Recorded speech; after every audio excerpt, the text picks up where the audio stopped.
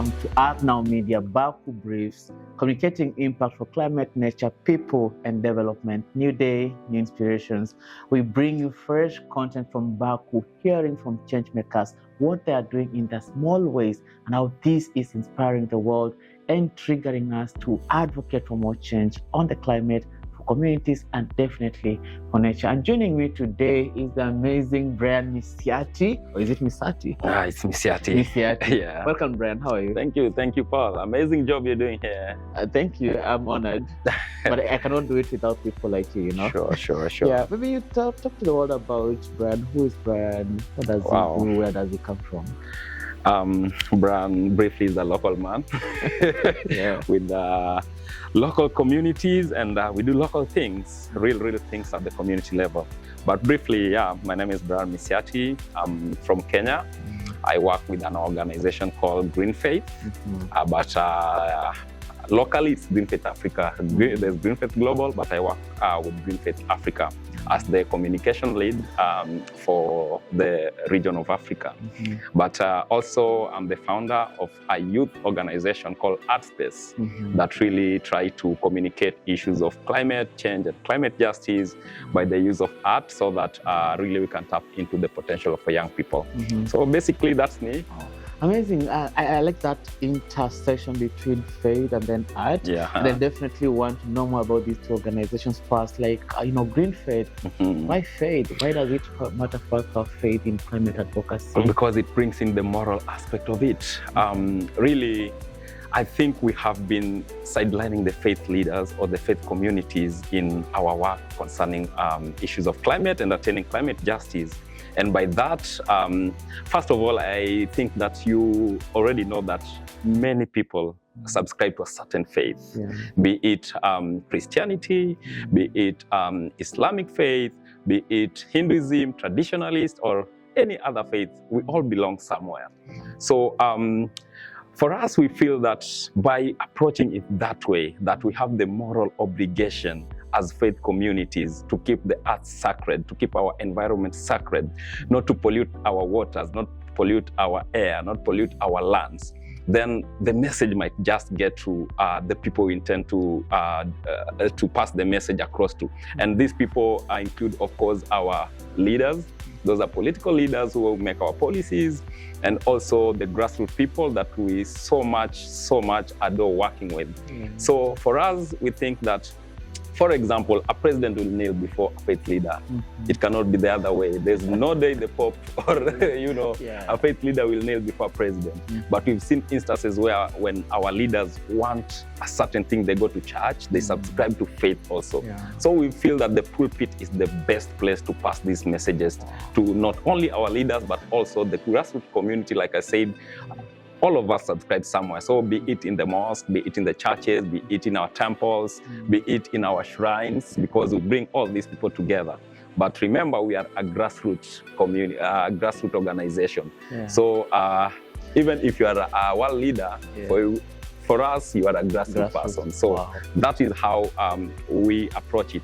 Bringing in the art aspect, a lot of young people have also been sidelined, but we also know that young people, there are things that they can do in a fun way, but at the same time, pass the intended message that we want. For example, you're doing storytelling. It's a fun thing, but at the same time, it's passing the message that you want to the targeted audience, who are the young people.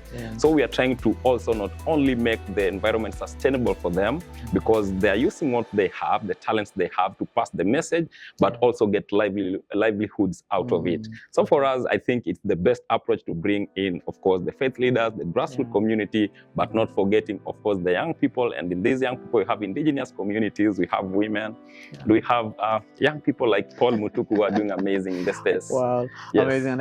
I'm really inspired just seeing the role that faith plays in advocacy and in changing the mindsets of people. That is definitely a strong point. Equally, how we can tap into the potential of young Africans, young people and creatives to bring about the change. It comes to climate communication, disseminating this information. So really inspired by the work Art Space is doing, and equally what Green Faith in Africa is doing. Thank you. Brian is a comms person for Green Faith Africa. Yeah. Could you maybe walk us through what some of the activities that you guys are working on? Wow, thank you so much. So Green Faith, really, our main focus is to advocate against new fossil fuel projects and also advocate for renewable energy. We understand that the energy space, by large, is the greatest contributor to greenhouse gas emissions. And if we can really phase out or phase down, I don't know, but phase out is for us. We really are advocating against fossil fuels. We have some of our activities spread across Africa. We are strongly in Uganda and Tanzania because of the East African Crude Oil Pipeline, the ECO project, which is a new fossil fuel project upcoming in Africa. So for us, we feel that Africa has the potential to transit to renewable energy. They say Africa has a 60% potential of the whole world's renewable transition to renewable energy. So for us, we feel that's a big space that we are not exploiting, but rather we are seeing a lot of investments into fossil fuel projects, like the one I mentioned, the East African Crude Oil Pipeline.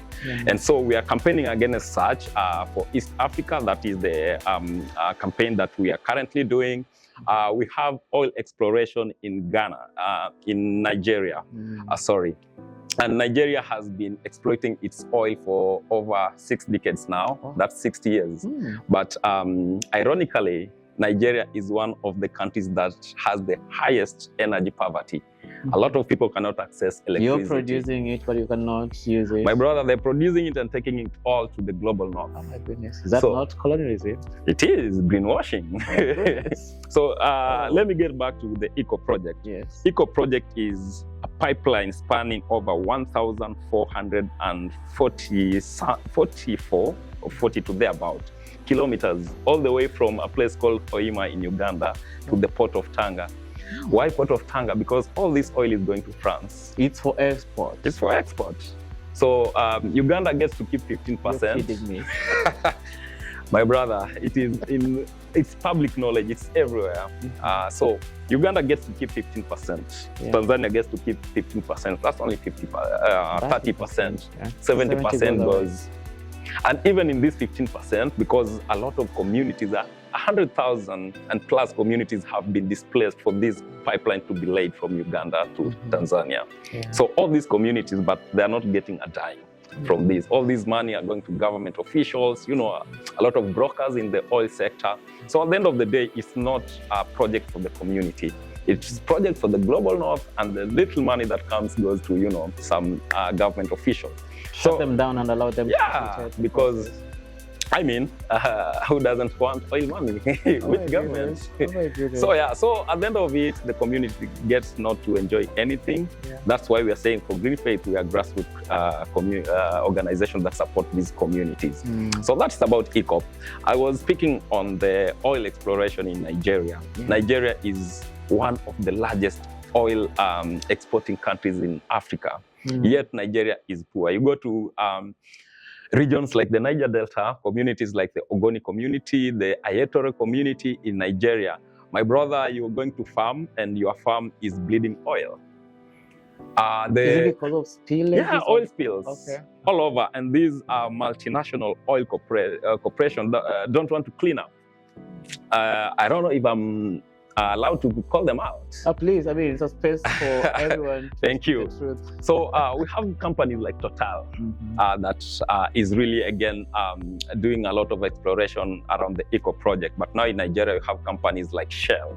So you find that these companies, once they pollute a certain area, this exploration is done both onshore and offshore. So for offshore, you know what that means to the water. For onshore, you know what that means to the land. And these are livelihoods of communities: farming, fishing. So in certain communities, you catch fish, oil bleeds out of the fish. You go to harvest your cassava, and the cassava is all oil. So you find a lot of diseases within these communities: cancer, like strange diseases, chronic diseases within these communities. But what are these multinational oil corporations doing? After they exploit a certain area, they move to another certain area, leaving all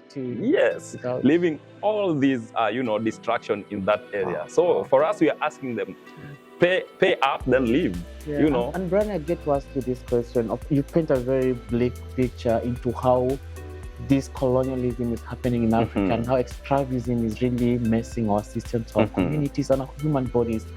I wonder what gives you the hope to keep going amidst all these like dark moments of these dark projects. What keeps you going, really? I think for us it's just humanity, protecting humanity, because you speak to these people in these regions and they're like, we don't have anywhere, no one is listening to us, we don't have anywhere to go, we don't have anyone to speak to us. We've seen country presidents, leaders who are in support of these, projects. We've seen parliaments that are passing policies that are in favor of these projects. So for us, Green Faith, we're like, if the leaders cannot speak out, then someone got to do it. And who's best to do it than religious leaders who are so powerful, their voices are heard.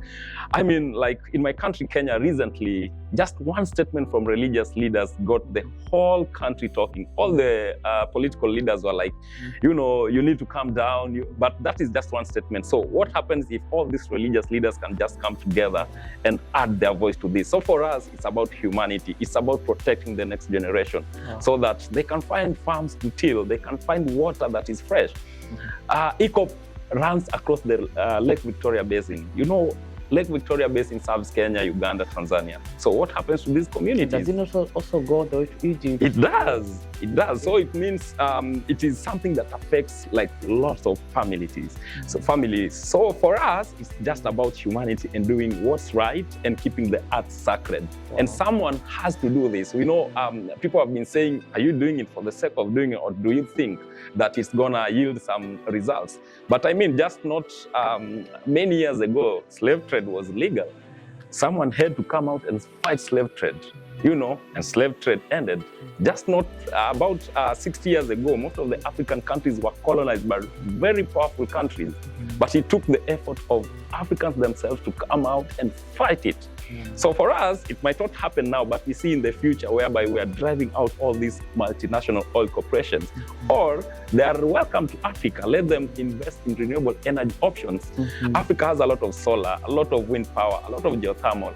We are asking them, please come and invest in those areas. Don't take our our resources, you take them to the global north, then you are giving us meager money, but we are the ones living in all these aftermaths. Wow. So for us, we are asking them, yes, come, but please put your money where it's right. Please invest in renewable energy, and you'll be welcome. In fact, have humanity. That point brings us to the next segment. Number one, let's not invest in what is killing communities, in what is killing ecosystems. And definitely for us, we say, let's fund our future, not our funerals.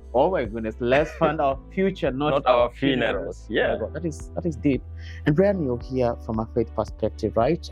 That's why you're COP, I imagine. And I wonder, how are you seeing the conversations moving? It's been called a climate finance COP.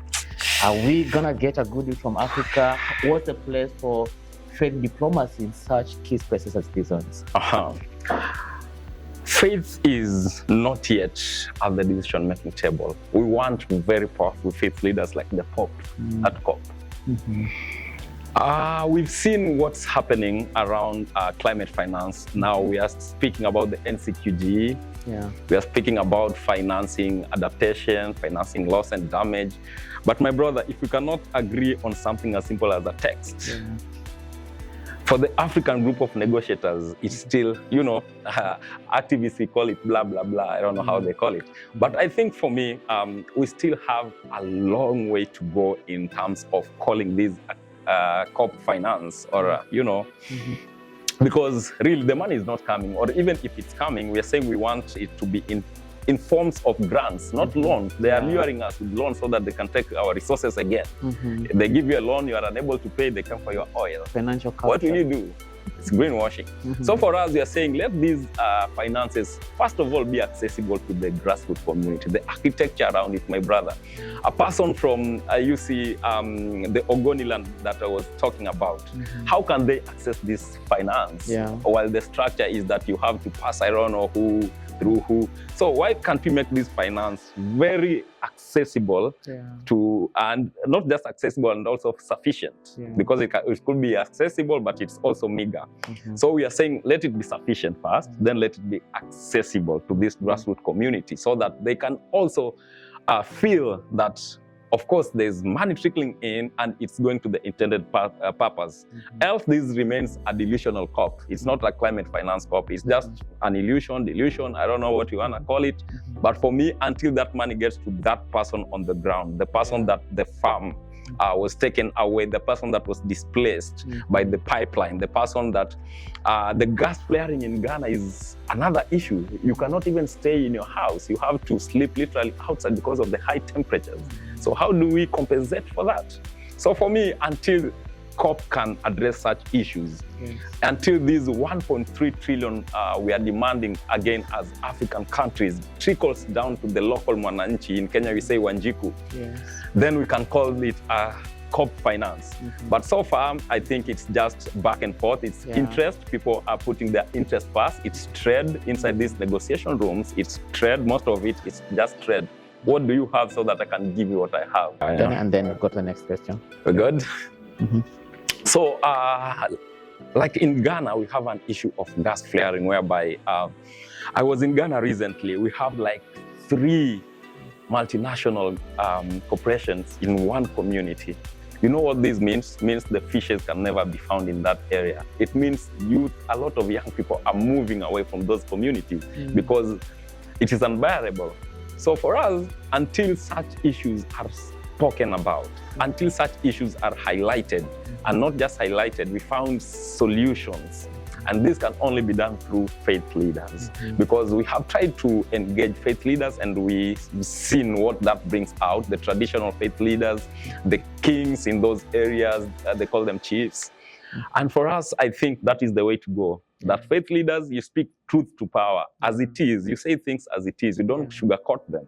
So until then, we will just be, like we say again, blah, blah, blah. But we need this money. We need this money. We need this finance to go to sufficient and accessible to trickle down. Yeah, money needs to trickle down, and it needs to be sufficient. It needs to be accessible to the common person, to the ordinary farmer, to that woman who is toiling in a very degraded landscape, to that young person who can't have livelihoods because of oil spills in their, in their farmlands, in their waters. They can't fish because the fish are choked. So if we cannot get to that point, like Brian has said, this COP just be about talks and nothing on the action. And interests. Selfish interest. Very selfish interest. Brian, I want to get your quick reaction on this. Of course, as the founder and executive at Art Space, there's surely a role that art is playing in all of this. How have you been able to incorporate the use of art to actually communicate climate messaging and push leaders and communities to change their approaches to how we are dealing with our environment and the climate system? My brother, it's only through art that I can insult you and you'll be clapping for me. Don't do it. And at the end of the day, the message will be home. First of all, art is something that young people so much love. African young people are so much talented. So for me, that gives me hope that you can communicate a certain message in a way that is not insulting, in a way that is not degrading to a person. The person will be there just self-reflecting and says, are these people talking about me? Is there a way I can change? And we've seen it work wonders. You remember ArtSpace was among the edutainers, I like to call it edutainment, during the African Climate Week. And we really had some very powerful spoken word that were really speaking real issues on the ground. And people were clapping, not knowing that we were really speaking to them. But at the end of the day, we saw some of these, changes among the young people. We saw young people being incorporated into some of these decision-making table because of art. So for me, it's a very, very powerful tool, one, to bring out the stories from the grassroots level. Storytelling is one of the powerful means that we can really use to bring out these issues in a way that, like I said, is not degrading. So, and apart from that, it also gives these young people a livelihood and hope, because through that, they're able to get something to, try and improve their livelihoods and sustainable means of living. So it is like killing two birds with the same stone. Yeah. You are reflecting the real issue. They say art is the mirror of the society. Yeah. We look ourselves through art. So, and at the same time, it's giving this young person a purpose away from drugs, away from, a lot of things that ails the young constituency. If we leave them just to roam about, we know the implications of that. We're gonna lose a very big chunk of them into issues of, crime, issues of drug abuse, and such issues. So for us, we try to those are three birds actually, not two. There's the sustainability aspect, there's the reflective aspect whereby a person sees themselves through art, and of course, the third issue that I spoke about. Yeah, and indeed, art is a mirror of society. You can use art to bring about change. You can use art as an investment to support people's livelihood, and in fact, to pass reflective messages that can really trigger. You'll be laughing at yourself. Yes, and they can trigger change in society, And this is exactly why we exist as Art Now Media, to portray and use art, storytelling as an avenue to create these communications, these effective narratives, and spotlight change makers on what they are doing, how it's bringing change in society, and why must leaders listen to them and bring these further changes. Brian, the last message to you, of course, first, we are very inspired by your works, both at Interfaith and Green Faith, but also as an art leader at Art Space. There's a young person watching you. There's a leader watching you somewhere. There's a woman who wishes to be where you are. I wonder what your final message would be to them. You look right to this camera. Speak some encouragement to them. Some encouragement words. Yes. First, I'd like just to say there's hope. The future might look bleak because of the world leaders. A superpowers country, we've seen what they've done. We've seen them, some of them even withdrawing their negotiators from such platforms as COP. But to you, a young person out there, to you, an indigenous person out there, I'd like to say that there's hope. Just do whatever you can. And, in a very little way, if it's art, if it's faith, if it's storytelling, because back home we say, you think globally, but you act locally. So for us, that has been working, that any local action that you can do, be it planting that fruit tree, be it, just ensuring that the river passing next to your home is very clean and unpolluted for the person downstream to use that water. That's an action. So just do that one local action that you think could bring change to the world. And at the end of it, it's about keeping the earth sacred. Thank you. Hope. Keep your little thing going and live art sacred. Brian Misiati, Green Faith Africa, Art Space, and really the voices from the grassroots at the grassroots. Thank you so much for your opportunity. Thank you, Paul, and you are doing amazing. Amazing. A lot of young people are looking up to you to bring these messages at COP. So keep on and keep the hope. Thank you. Thank you so much. And that's how we bring it to an end, and really stay tuned at Art Now Media, communicating impact for climate, nature, people, and development. If you're not tuned in, you're missing out. So follow us and be part of the conversation. Impact Now Media.